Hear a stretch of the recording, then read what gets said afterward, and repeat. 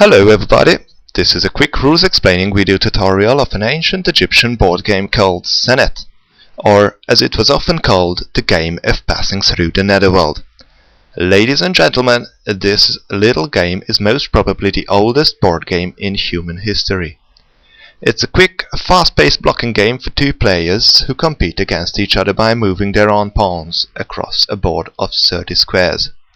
Before we start, let me show you the components of the game. First of all, we need a game board. Here we go.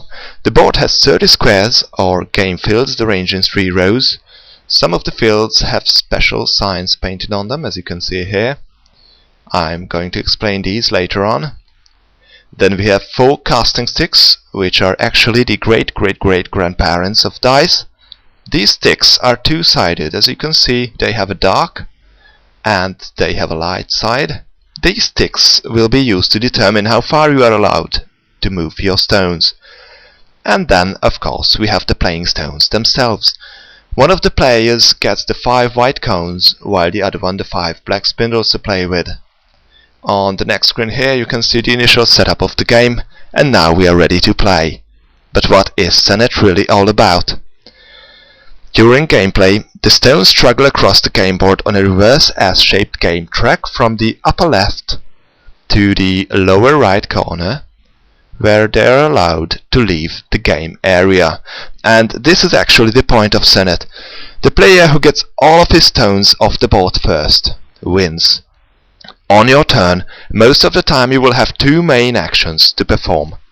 First, you throw the sticks, and then move one of your stones accordingly. To understand this, I'll have to show you how to read the thrown sticks.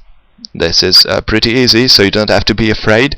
You simply have to count the sticks with their light sides up here. As you can see here, if you have 1 light side up, you can do 1 step and get an extra turn. That means you move one of your stones by 1 single step down the game track, and then you get to throw the sticks again. You can continue playing until you have extra turns to play. If you have 2 light sides up, you can do 2 steps, but you don't get an extra turn for that. That means your turn is over. If you have 3 light sides up, you can do 3 steps and your turn is over. If you have 4 light sides up, you can do 4 steps and you get an extra turn. And if you have no light sides up at all, which is a pretty cool throw by the way, you can do 5 steps and even get an extra turn to play. In this example here, it's white's turn.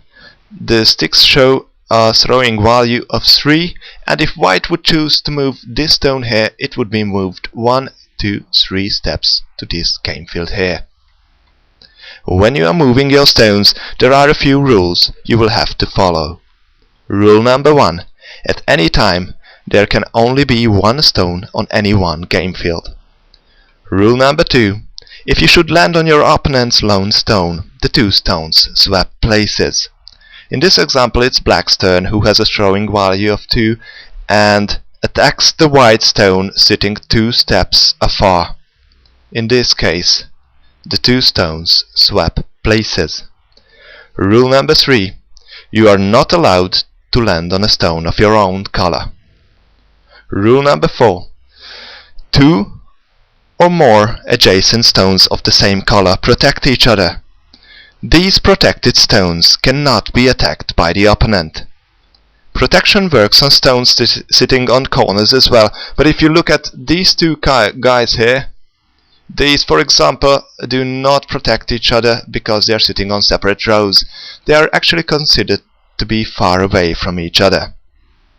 Rule number 5. You always have to try to do a forward move. If this is not possible, you have to move one of your stones backwards. In such cases, you lose your extra turn if you had one. Rule number 6. If there are no valid moves to make at all, neither forward nor backward, that's bad luck. You lose your turn immediately and your opponent continues to play. Rule number 7.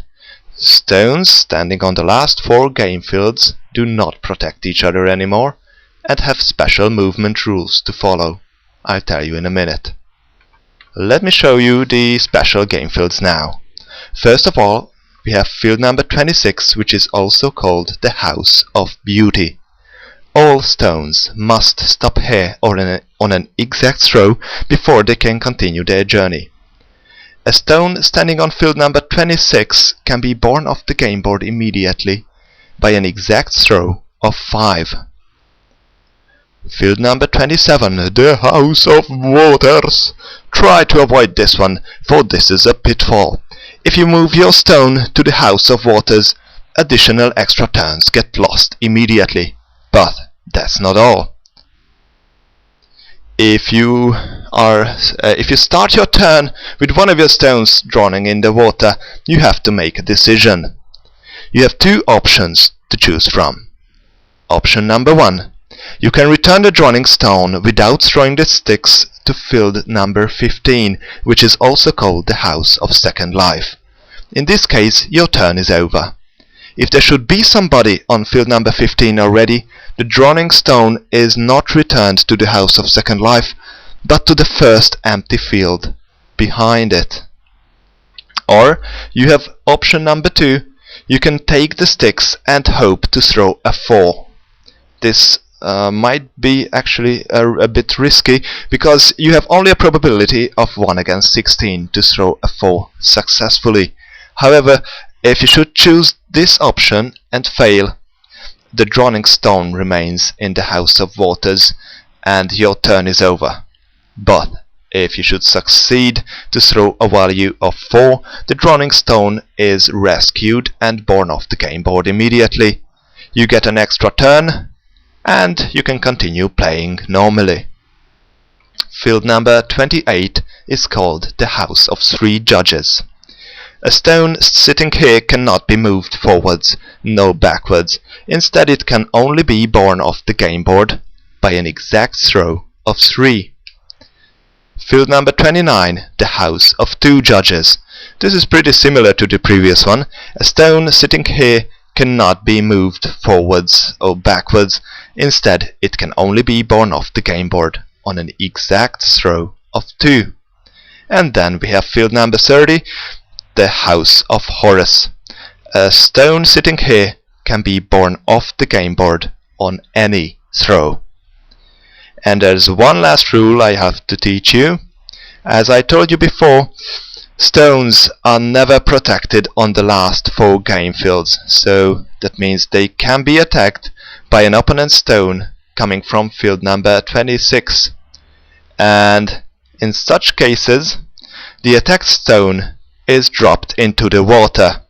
However, if there should be somebody in the swimming pool already, in this case the attacked stone is returned to the original field of the attacking stone. To win the game, you simply have to be the first to bear all of your stones off the game board. Well, thanks for watching and enjoy this little gem of board gaming history. Goodbye.